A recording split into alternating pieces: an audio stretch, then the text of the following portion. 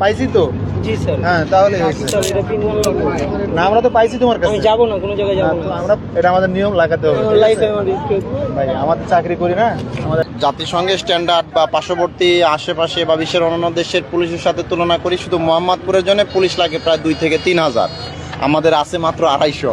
তো 250 জন পুলিশ দিয়ে আমরা মোটামুটি 3000 পুলিশের কাজ করতেছি। তো আমাদের যদি ধরেন 1-1.5 হাজার পুলিশ থাকতো, তাহলে মোহাম্মদপুরকে আমরা একদম ইজিলি আমরা হচ্ছে যে নিয়ন্ত্রণে করতে পারতাম। তো এই 250 জন পুলিশ দিয়েই আমাদের যেহেতু মানে সামর্থ্যের ঘাটতি আছে, আন্তরিকতার অভাব নাই। আমরা চেষ্টা করতেছি, আপনারা জানেন যে প্রতিদিন প্রতিটা মুহূর্তে হয় ডিসি স্যার আসে, আমি আসি, না হলে এসি আসে অথবা ওসি আসে, নিয়মিত অভিযান পরিচালনা করা হচ্ছে। এবং আমরা এক এক সময় এক এক ধরনের অভিযান করি। কখনো আমরা জেনেভা ক্যাম্পে যাচ্ছি, মাদক বিরোধী অভিযান করতেছি, কখনো বাজারে যাচ্ছি, মনিটরিং করতেছি, চাঁদাবাজির বিরুদ্ধে অভিযান করতেছি। আজকে আমরা এই যে রাত্রিকালীন যে নিরাপত্তা, কারণ জানেন যে এই সময়গুলোতে মানুষজন হয়তো অফিসের কাজটা সেরে একটু বাসায় চলে যায়, এই সময়ে ছিনতাইকারীরা একটা সুযোগ নেয় যে এই সময়ে যদি পাড়ার মাঝখানে হঠাৎ করে পাওয়া যায়। তো এই কারণে আমরা ধরেন যে চেক করতেছি, এই জায়গাটা একটু সেন্সিটিভ জায়গা।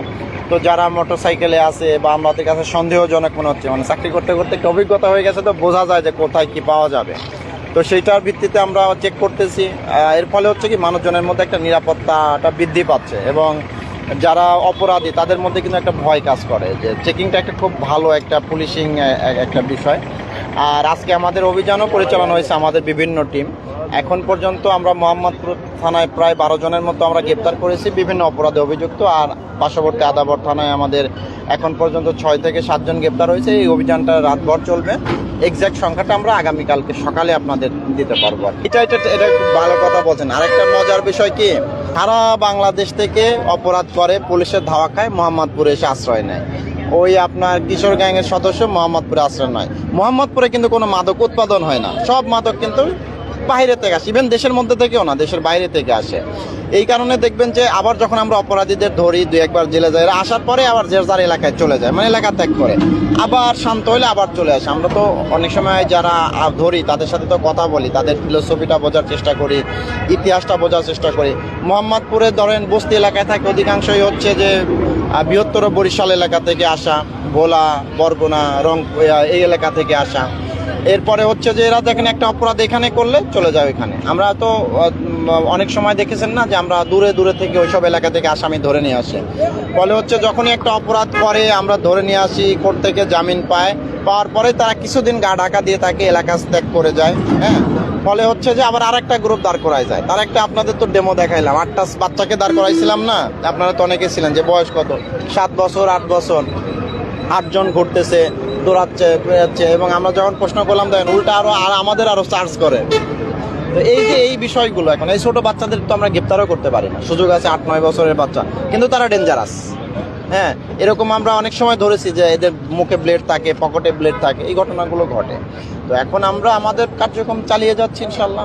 আশা করি যে আমরা আরও বেশি সক্ষম হব। সরকার মহোদয়ের কাছেও আমরা আমাদের আবেদন তুলে, একটা বসিলা পুলিশ লাইন্স হয়েছে, এখানে যখন পুলিশ লাইন্সের পুলিশ থাকা শুরু করবে তখন পরিস্থিতি আরও ভালো হবে।